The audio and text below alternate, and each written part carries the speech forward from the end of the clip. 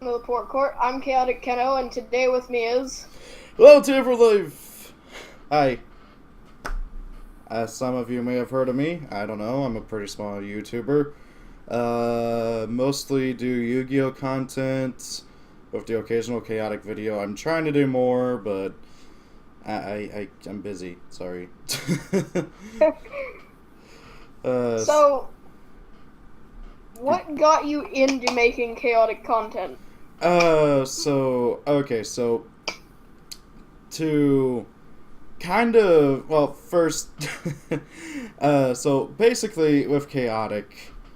So, how do I explain this? Okay, way back in middle school. Keep in mind, I'm 20. I'm in college. I'm out of high school. So this was, dear Lord, like 6, 7, 8 years ago, something like that. Uh, Chaotic was the big fad. Everybody at my middle school was obsessed with Chaotic. There would be people playing Chaotic in the library, after school, during lunchtime, on the computers at school instead of doing the schoolwork. And I eventually got dragged into it, and I remember I played one game with a tutorial deck, which I chose my petty in, and I fell in love with the game immediately. I managed to talk my aunt into buying me some packs at the time. I remember I got it was either Zenith of the Hive or Silent Sands. I'm pretty sure it was Zenith of the Hive, Ew. and it was like the second. It was the newest set, so that was like that was what it was everywhere. And I remember actually out of my first pack, I pulled a super rare Infight. That card is terrible, but it was like the coolest thing ever. My first actual card was Ornithor, just a random common underworlder. But I absolutely loved the game back in middle school. I played very, very avidly. I would say to an extent competitively. I didn't, as a middle schooler, I couldn't get all the best cards all the time. And I had pretty bad luck with pulling cards out of packs. I remember my first Ultra was a freaking Iparu Jungle. And Ouch. I couldn't get crap. I remember like the only ultra rare monsters I ever pulled as a kid was Heptad and Kaor, both out of Donna Parham's starter decks, um, which was really See, awesome. Hmm? seemingly the starter decks have a lot of luck, and I don't know if they increased the chance of ultras or not. I've never actually looked into that. They have better pull rates. You have a better chance of pulling a Heptad out of a starter deck than you do have pulling them out of Donna Parham, which kind of sucks, but it's incentive to buy, starter deck and everything. Well, yeah, I mean, around Dawn of Param, they were also probably your best access to staples. Like, Vile Driver is still, if not for Weth Crack, is Mm, still a staple to this day. Like, yeah. if you're running two Wet Cracks and you can't run a third because of the rule of two, Mm-hmm. then you're gonna go with a Vile Driver because it's your best way to get an additional Fire 5.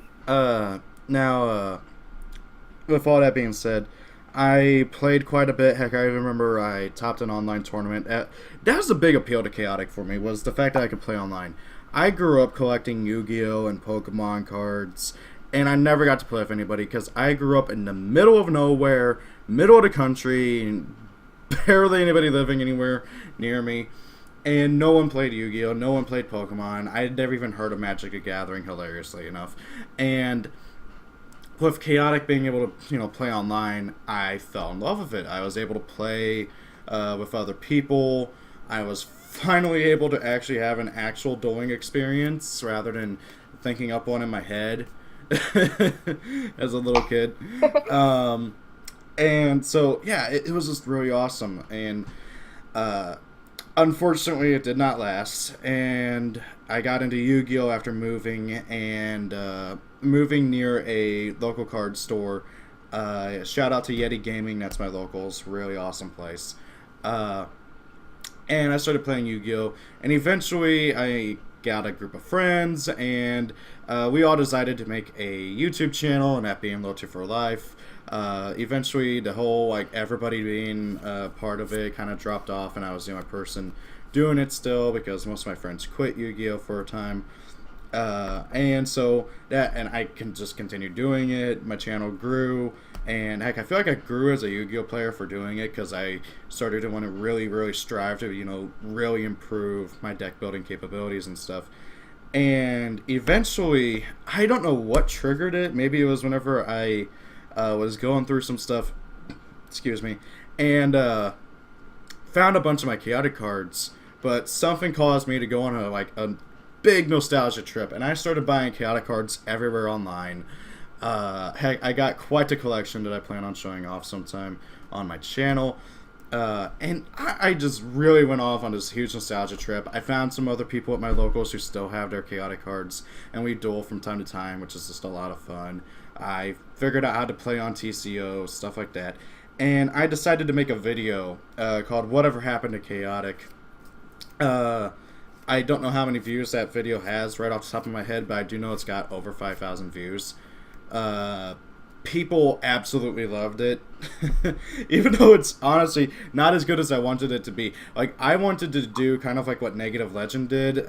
He did a much better version of what I did, and he did exactly what I wanted to do, but I don't have any skills in editing. So he obviously did it much better.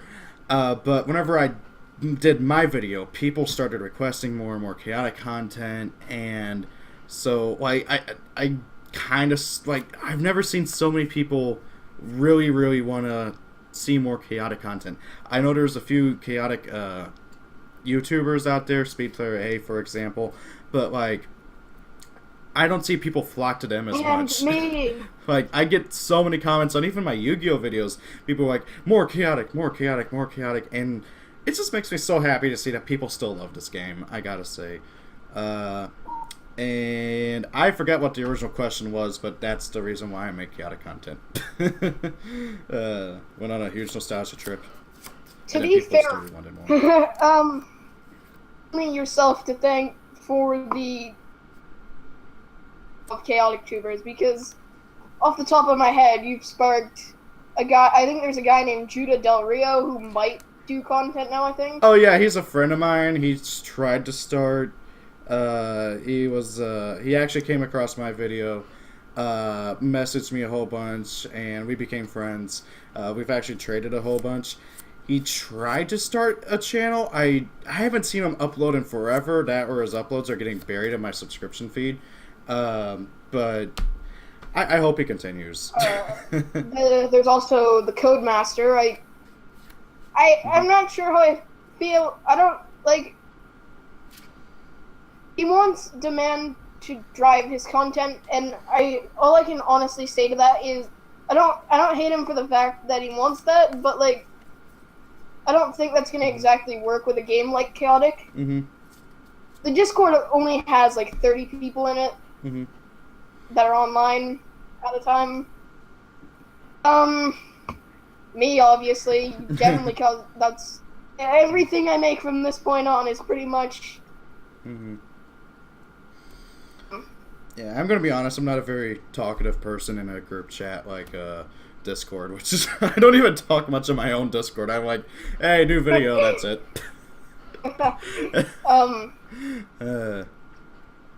So how'd you? Oh, sorry.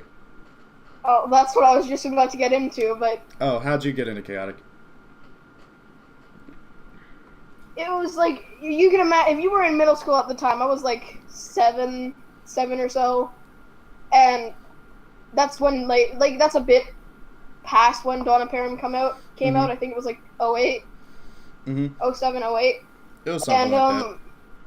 I know the first thing I got was an Overworld starter deck because I still have a Lorena that is creased.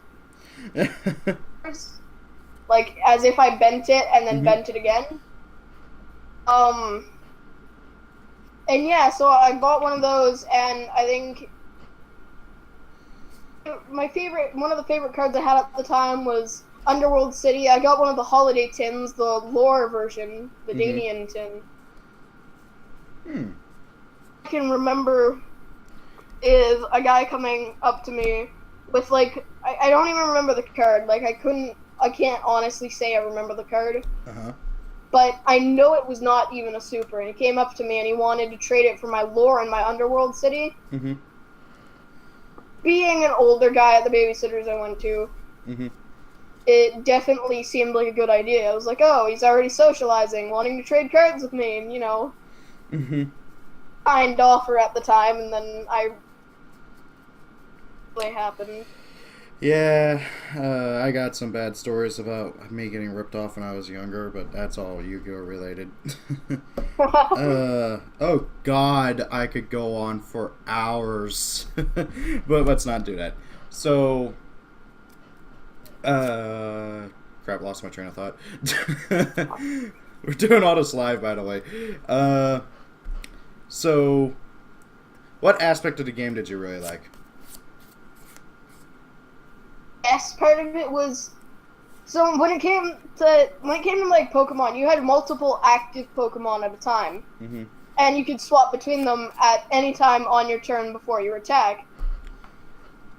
So it's not like an instant thing. Like, you can't just switch out between attacks, but Mm-hmm. I like it because you hit a good attack off and then they switch. In Chaotic, it felt real because you're locked in combat. Yeah. Your gear is your gear. Your music's your music. The attacks hit the creature directly, and I don't know if there's any way to swap creatures in combat. I don't think there is, but There are a few ways that happens. I think there's a music that can like swap a. I think there's a Mupedian music called Switch Riffs that does it. I can't remember. I don't remember Switch Mirages. I know there's like Fighter's Fanfare can change the directive and engage creatures' attacks, Mm-hmm. but. So what about you? Just about everything. I love the card art. I love the gameplay.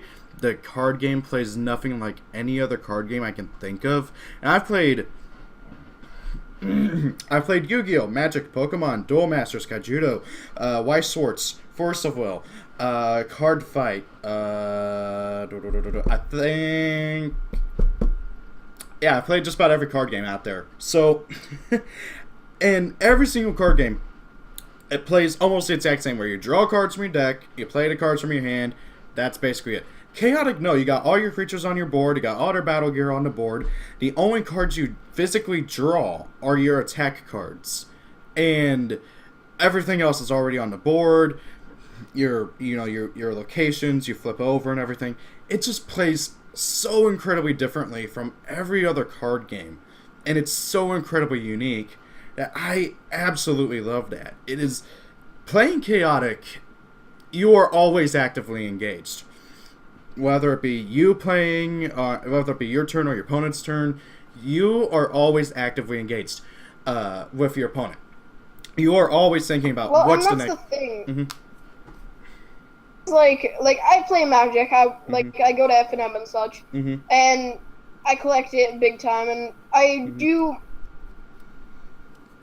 The thing about Chaotic is, like, when you take 2 damage from a burn spell, say, you can usually let that ride off, but when you're, like, you kind of need, like, since you have 6 music, most people tend to use things that have a heavy impact. Yeah. So you usually want to have a way to cover that, because, like, if you're playing a strike deck, and you're fighting another deck that's just, say, using Mepedian music, and you hit them for, like, 95 turn 1, Mm-hmm.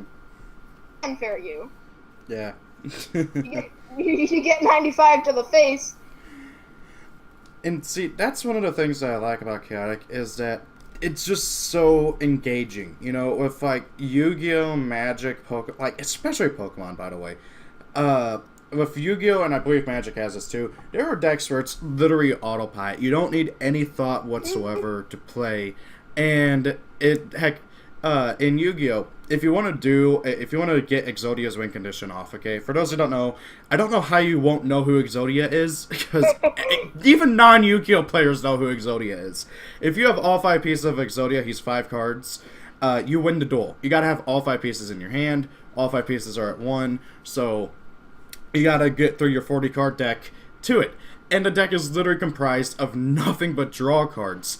And in an expertly built Exodia deck, piloted by a really good player, and with a really good hand, you won't even get to play. You'll just sit there, stare at your cards as your opponent draws card after card after card after card after card after card after card, to get all 5 pieces to your hand. And then, heck, I know Magic has things like that. My friend was telling me that there was an FTK that you could do on turn 1 without giving your opponent any chance of even getting to retaliate whatsoever. And in Pokemon, if it's your turn or if it's your opponent's turn, the opposing player, okay, it's like, let's say it's my turn, my opponent can't do anything. There is no player interactivity in Pokemon, the card game, whatsoever. As to how that boring as heck card game is still around, I don't get it. Well, actually, no, I know why. It's because it's Pokemon. But there's no player interactivity in Pokemon. It's literally just counting damage and staring at your cards as your opponent does whatever they want to your cards while it's their turn. Chaotic. See, like, sorry. oh, sorry. I've played Pokemon and stuff, and I've seen decks where just like with things that just allow you to like evolve turn 1, like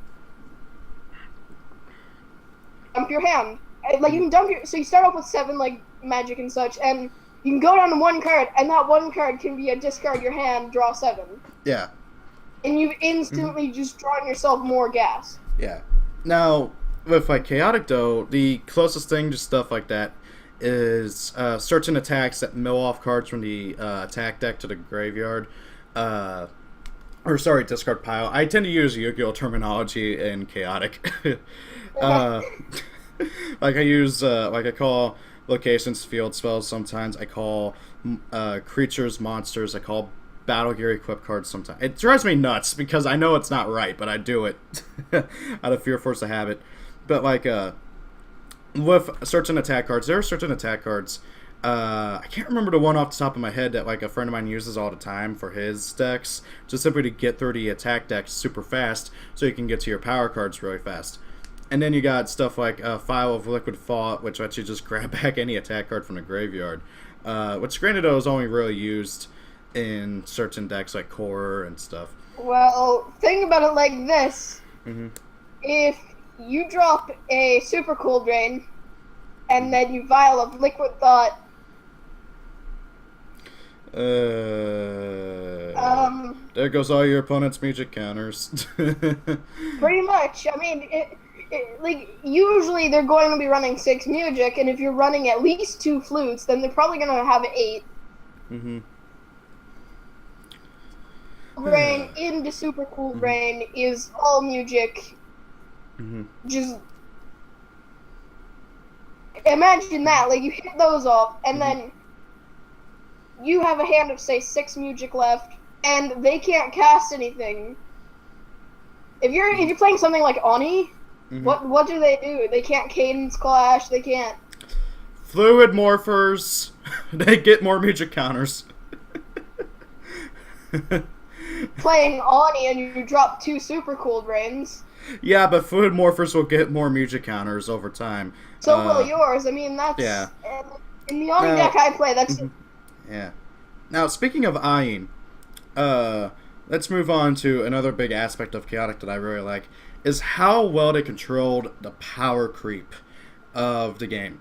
Chaotic was very slow with its power creep. The first 3 sets... what? I'd like to suggest we take slow power creep with a grain of salt, because Nadra and FF, Tartar XI. Okay, look, here's the thing. They're not that broken, okay? Nadrin, to an extent, I can see, but Tartar XI is literally only good against 1 tribe, okay? With his effect. Yeah, but I mean, that in that set, Marillion's like, because at the time there was nothing to fight Marillion. You didn't let me finish what I was saying. Sorry. What I was trying to say is that Chaotic was pretty good about power creep. Now, there was power creep because they have to have power creep, otherwise there's no incentive to play the new cards. And heck, I remember the first... like, nobody really had any complaints about any particular card whatsoever on the forums until Ayin was revealed, and people flipped out. Everybody was like, this card is broken. And I can see where people come with that, but Ayin is really hard to flip over, and I don't think he's that broken until you do flip him over, and in which case he's like the best card in the game. But like, if you look at like Chaotic overall, it was a really balanced card game. If you know what you're doing, if you're a competent deck builder and you know what cards to play, what cards not to play, how to do this, how to do that, and everything, you could pretty much build any deck you want and be able to do well against most other decks. And heck, in my experience, I haven't really seen much of a meta. I know people were like, there's meta cards, but I haven't seen much of a meta deck. But then again, that's my experience, okay? I never got super competitive because I was a little kid, you know, and I didn't really know what was going on in the tournament scene. I know, like, Kobol's Dagger's a big deck. I can say successfully were, like, on TCO, of course, because before I actually got involved in the community, before I only played one Speed Player A deck, I'm probably going to link his channel because he's good if people haven't seen him. And when I made my first 2 decks, in the back, the first 3 things you would see me place down are an Isaiah Mind Probe and 2 Balladeer Flutes. Yeah, I mean, like, that's what I was trying to say. There's meta cards that, like, every deck plays, but, like, I haven't seen much of them in terms of, like, a meta deck. Like, if you look at Yu-Gi-Oh!, the current meta is Zodiac, True Dracos, and more Zodiac, basically, okay? If you aren't playing Zodiac, you're not going to win a tournament whatsoever. Well, you might have a chance, but that's extreme luck, really. To be fair, though, Yu-Gi-Oh! Has, like, a constant... Like, most card games that aren't dead still have a constant flow of sets coming in. That is true.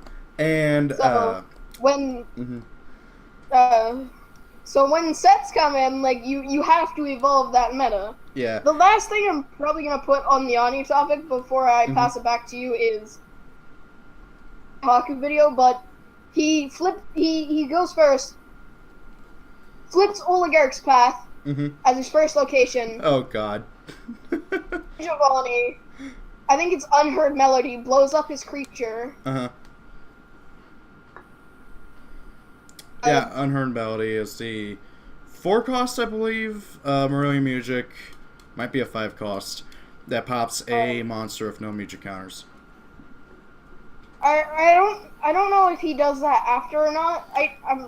In order to flip over Ayin, you must have Ayin win a battle. He must use Rage of Ayin. He must have the Baton of Ayin equipped, and then you must cast Calling of Ayin, which is a 5 counter music. All I know is he flips, blows something up with Unheard Melody, and then discards 4 music, and... Yeah, I can see where you're going with that. He goes into battle, uses Rage of Ayin once. Although, unless like every other creature he has is a Fluid Morpher, heck, even with that, he would barely have enough music counters to be able to cast both Unheard Melody and... well, it kind of... I don't know. I'm going to search up Unheard Melody real quick, but all I know is he blows something up, discards 4 music, and I believe that he was using like 4 or so Fluid Morphers because... that still wouldn't work, because... well... the opponent would still have a monster left, but... anyway... let's just move on. Yeah. I'll link the video in the description, that's all. Either way, so... Crap, I lost my train of thought because you just had to go on to that, the whole thing with Unheard Melody. God. Oh yeah, the artwork is a really, really great contention with Chaotic. I honestly can't think of any bad artwork, like objectively bad. Like, this card has terrible... Well, then again, like, art is subjective, like, because...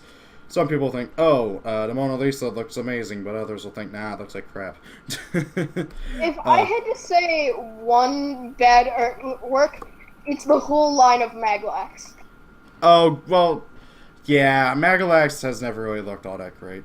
I don't have any hate for Maglax, but he just, like, I mean, I'm one to talk when Heptab looks great, and he's uh, I think to be But this, fair, they have a bunch of different artists for Chaotic, like a crap ton.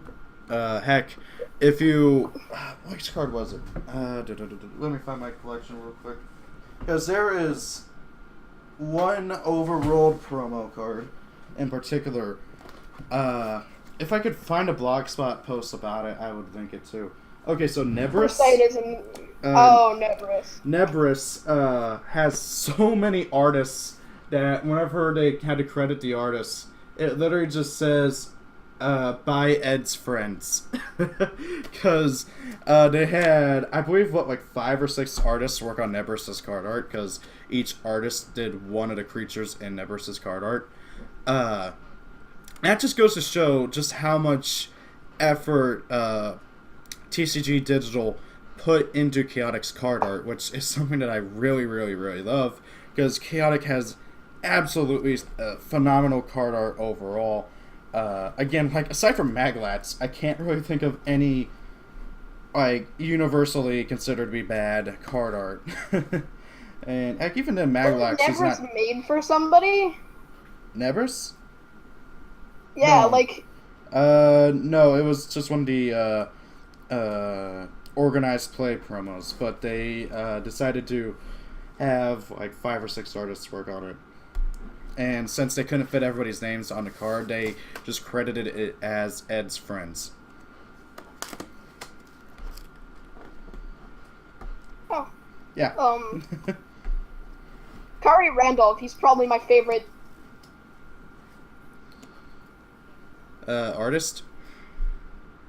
Yeah, he did, yeah.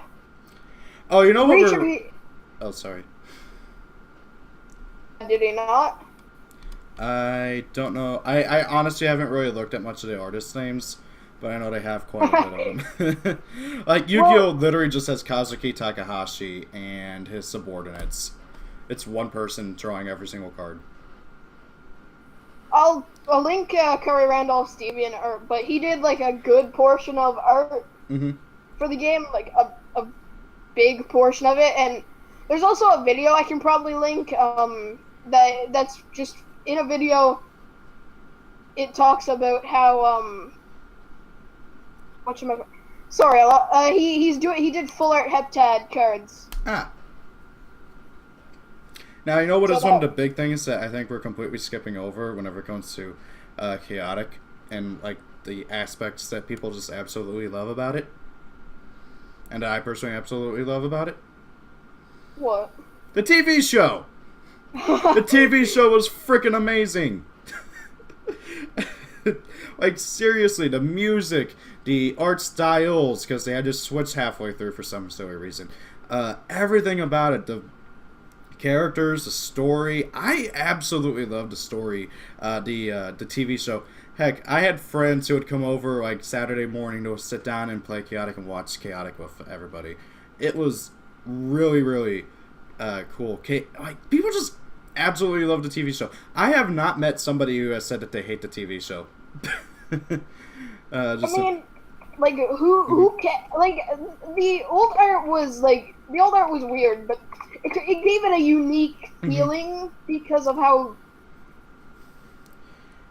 It was... What's the word I'm looking for? I don't think it was flash animation, but it was something like that. It was very unique. There was no other TV show with that kind of art style and animation style. And then, whenever they went to Season 2, they switched over to an anime art style, which was becoming popular at the time for American cartoons.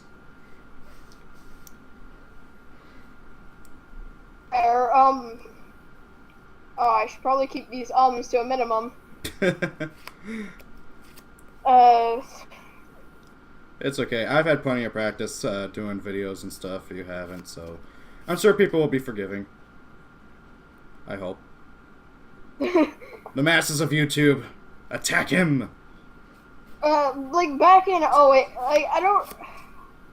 Was there, like, I mean, 4Kids did anime dub anyway, did they not? Oh, yeah, No, they, at the time, there was Yu-Gi-Oh! 5Ds running on reruns. Sexel was just starting, I believe. and then there was Sonic X, Kirby back at you. Nobody can forget about their One Piece dub. Oh god, I actually am I the only person who likes the One Piece dub opening? I don't know what it is about it, but it's just catchy to me. Everything else about it was terrible, though. Sanji is all I have to say about that. I will never forgive what they did to Sanji. 4Kids is the devil. That is quite true. I mean, after didn't they try to sue Ganon? Okay, so I figured we would talk about this in another podcast episode, but basically what 4Kids did is they got greedy and they wanted to have full rights over Chaostix royalties because they only had part of it. They had the part for the TV show and for the promos that they would release every now and then. So what they did was they decided to sue How about we Ganon. keep this to a minimum of detail then? Okay. They basically decided to sue Ganon and TCG Digital to try and attain full rights. Obviously, that did not go over well, and they still have full rights of the TV show, and that is it. But 4Kids is bankrupt and is now under the basically defunct 4K Media Group. They have literally no power whatsoever. They copyright claimed, their bot copyright claimed my video because I used the intro from the second season. I got scared and didn't fight it back. Then I fought it back like 3 months later. Oh yeah, they didn't do anything because they don't have the money to fight back and try and hold their ground on anything. To those who haven't already seen it, I will link Lotier's video down below. Thanks. If the 10 people that are there, well, not including Lotier, have not already seen it. Mm-hmm. Okay, so do you have anything else you want to say, or do you want to wrap this up here shortly? I don't know how long we've been going at this for, but it feels like a while. Favorite cards then. I'm gonna have to put it out here. I like Lord Van Bloot. Dear Lord, it's so hard to pick. Blue. First of all of his abilities center around courage. Let's get that out of the way. Bloot's tower, less courage equals, Bloot gets invisibility and he knocks courage. If you have less courage against the original, he knocks your energy down. And then there's Servant of Ani, who wipes your elements. And in an Elementalist deck, you better hope their courage is high. That or play that Mineral Rainstorm or whatever it's called, that attack that you can choose not to do any damage and it pumps up your courage by 100. Yeah, but I mean, by the time, you gotta forget, you've got Bloot's Scythe too. Yeah. You have access to Bloot's Scythe, so... A friend of mine, I'm not joking, he plays Mineral Rainstorm, I think is what it's called, and every single deck he plays that relies on elements, just in case he duels against Bloot.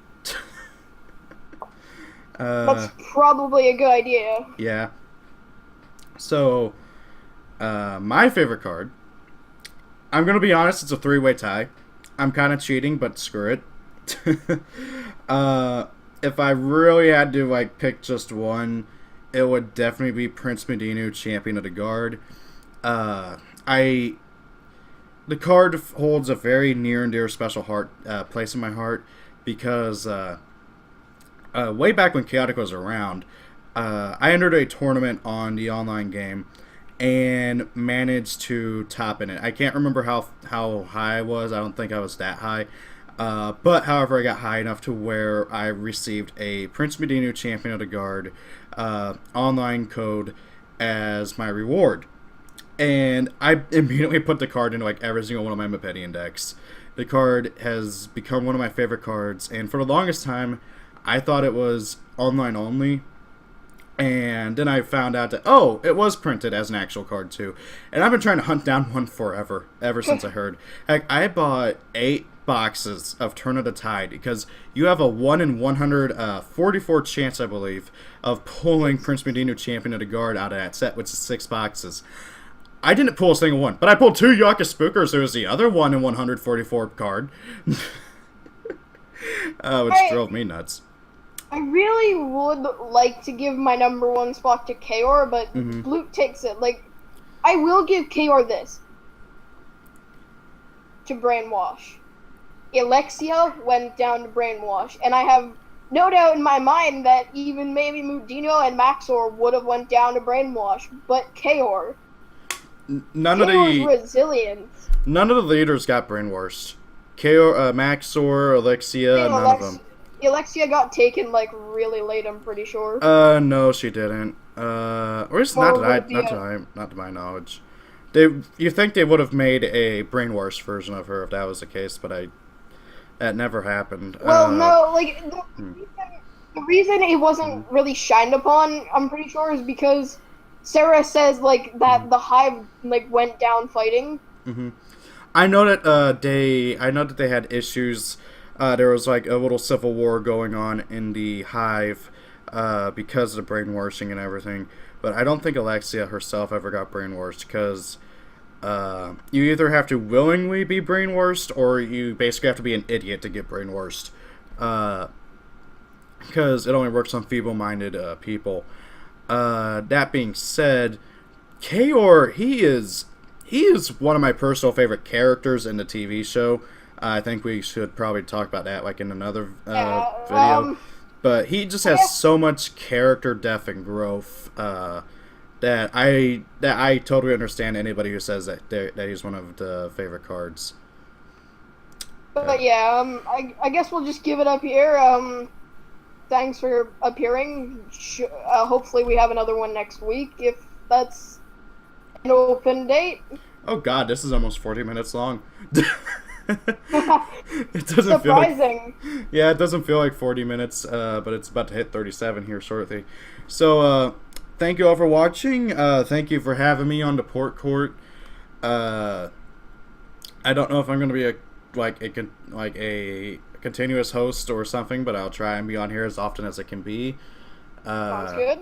Chaotic Kenor, I think is your full name. Chaotic Keno, but you were close. Chaotic Keno. Thank you for having me. Hopefully we'll be able to get Negative Legends sometime. Didn't he agree? That would be really nice to have. He did. I don't know when we can grab him though. That'd be a nice thing to have. Oh God, I would love to meet the guy. I'm gonna be honest. Oh yeah, that'd be a great thing. I completely and totally choked on my water when I was watching his video and he referenced mine. Dude, stay watching and stay chaotic, and hopefully we have more guests in the future. See you guys later. Peace out. Goodbye. Happy birthday if it's your birthday. I'm just used to doing my usual thing. Any final words? We mentioned will be linked in the description. Yeah. And yeah. Peace out. Yeah.